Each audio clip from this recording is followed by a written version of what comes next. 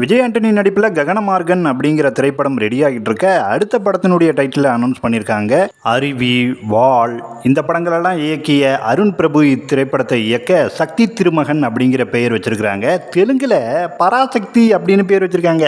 அதாவது சிவகார்த்திகேயனுடைய 25வது படத்தினுடைய டைட்டில் வரும், அதுக்கு இந்த பேர் தான் வைப்பாங்க அப்படின்னு சொல்லப்பட்டது. அதன்படி பராசக்தினே பேர் வச்சிருக்கிறாங்க. அநேகமாக தெலுங்குலேயும் இவங்க இதே பேரை தான் யூஸ் பண்ணுறாங்க போல இருக்கு. அந்த போஸ்டரும் போட்டிருக்காங்க.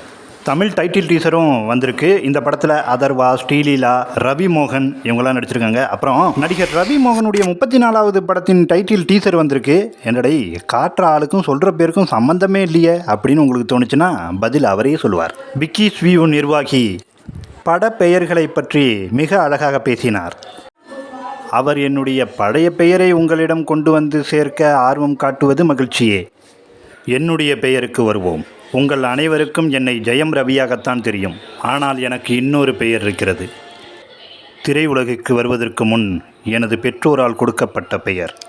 இந்த பெயரில்தான் எனது எல்லா திரைப்படங்களும் இனி வரவிருக்கிறது. அப்படி அடுத்து வரும் எனது படம் கராத்தே பாபு. இயக்குனர் கணேஷ் கே பாபு. கவிதை மாதிரி இருக்குல்ல.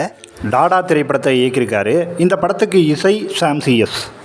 ரவி மோகன் மேலே எனக்கு ஒன்றும் வெஞ்சன்ஸ் இல்லை. தேன் திரைப்படத்தில் நடித்த அபர்ணதி நடிப்பில் வெஞ்சன்ஸ் அப்படிங்கிற படத்தினுடைய ஃபர்ஸ்ட் லுக் வந்திருக்கிற அப்டேட் இருக்குது. இந்த நியூஸ்க்கு எப்படி லிங்க் பண்ணுறது? போன வருஷம் ஜூலை டைமில் ஆரம்பிச்சிருக்காங்க சந்தானம் நடிப்பில் டெவில்ஸ் டபுள் நெக்ஸ்ட் லெவல் படத்தினுடைய பட வேலைகள். இப்போ இந்த படத்தினுடைய படப்பிடிப்பு முடிஞ்சிருக்கு. மே மாதம் இந்த சம்மரில் நம்ம படத்தை பார்க்கறதுக்கான வாய்ப்பு இருக்கிறதா படக்குழு சொல்லியிருக்கு.